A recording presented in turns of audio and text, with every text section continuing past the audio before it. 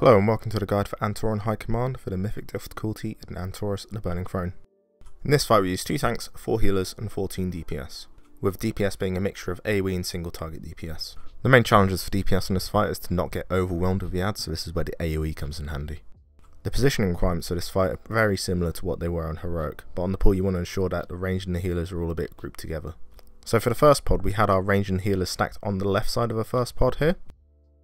And the reason for this is that the mines spawn a set location around a targeted player, so if all of the targeted players are in one designated area, the players in the third pod have a much easier time clearing the mines.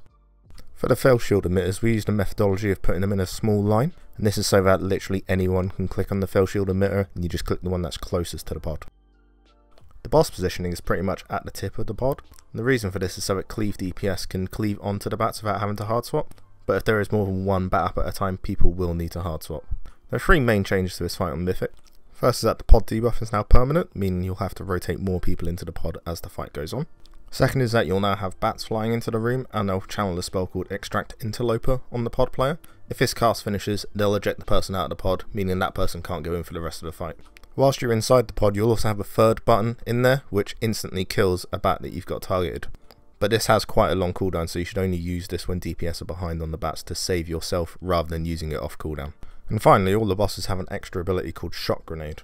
What this does, periodically throughout the fight, the boss will target 3 players and it will put a grenade on them. It has a green circle around the player. Anyone that stood inside this circle will receive a stun. So to counter this, you have those people move to the edges of the room and it's safe for everyone else. This can occur when a fusillade is happening, so in these scenarios those players will need to use a personal. You are able to min-max this by having players in the fell shield at the back and the raid clumped at the front, but we found this to be more trouble than it's worth. So with the pod debuff now being permanent, we'll go over what we used for assignments for the pod players. So for the first pod we used a healer and a DPS player. The reason for the healer going in first is that the damage intake in the fight is really low, and it means that the DPS gets the full benefit of the bloodlust on the pool. For the second pod we used 2 DPS players, preferably single target DPS players as there's a lot of AoE happening outside with bats and the ad wave still spawning.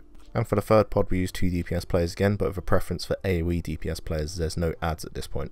And then after this we just used 2 DPS in each pod until the fight was over. And for the pod people, communication is really important. You need to know when someone's going in, you need to know when someone's leaving. And if you're the first person assigned, you need to pre-move to the pod location before the bosses change. And the reason for this is to keep that 15% damage buff on the boss as long as possible. And that's all there is to it for this fight.